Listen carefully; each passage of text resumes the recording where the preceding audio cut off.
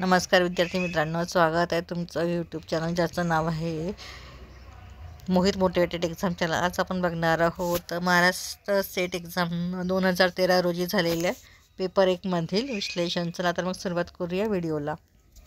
प्रश्न क्रमांक 53, भरती आणि ओहोटी यांच्यावर कशाचा परिणाम होतो? पर्याय आहे सूर्याचे परिवलन, पृथ्वीचे परिभ्रमण, चंद्राची कला, दैवी शक्ती। तर याचं अचूक उत्तर असणाऱ्या पर्याय क्रमांक सी, चंद्राच्या कला। त्यानंतर प्रश्न क्रमांक 54, नर्मदा धरण प्रकल्पाबाबतचा प्रमुख वाद या संदर्भात होता।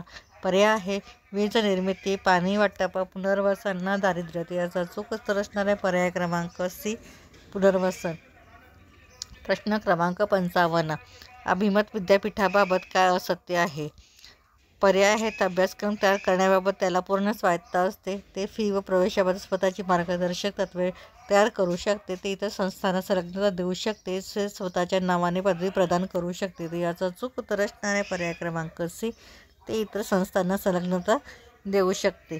त्यानंतर आहे प्रश्न क्रमांक 56, खालीलपैकी कोणता अभ्यासक्रम व्यावसायिक नाही? पर्याय आहे औषधी निर्माणशास्त्र, विधी, अभियांत्रिकी, ललित कला। तर याचा अचूक उत्तर असणार आहे पर्याय क्रमांक डी, ललित कला। प्रश्न क्रमांक 57, भारतात शैक्षणिक संस्था स्थापन करण्याचा अल्पसंख्याकांचा हक्क हा कशाचा भाग आहे? पर्याय आहे मूलभूत हक्क, मूलभूत कर्तव्य, मार्गदर्शक तत्त्वे, मानवी हक्क। याचा अचूक उत्तर असणार आहे पर्याय क्रमांक ए, मूलभूत हक्क।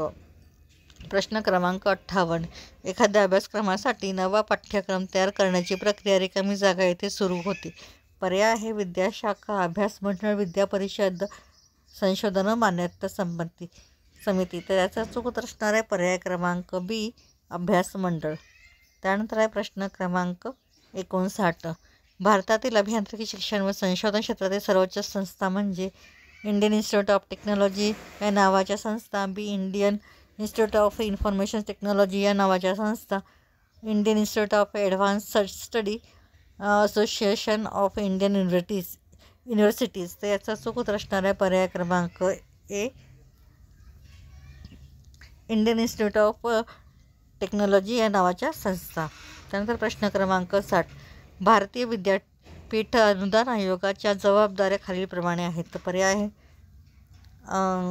जबाबदाऱ्या दिलेल्या आहेत उच्च शिक्षणाला चालना देणे व संयोजन करणे, विद्यापीठातील अध्ययन परीक्षा आणि संशोधनाचा दर्जा कायम ठेवणे, उच्च शिक्षणासाठी निधी पुरविणे, उच्च शिक्षणातील सुधारणांसाठी उपायांबाबत केंद्र व राज्य सरकारला सल्ला देणे।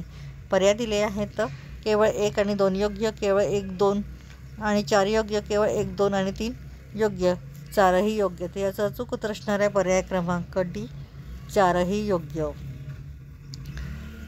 व्हिडिओ आवडल्यास व्हिडिओला लाईक करा, शेअर करा, कॉमेंट्स करा आणि चॅनलला सबस्क्राईब करायला विसरू नका। पुढील भागात आपण 2014 सालचे प्रश्न आणि त्यांची वरची उत्तरं बघणार आहोत। चला तर लाईक करा, शेअर करा आणि चॅनलला सबस्क्राईब करायला विसरू नका।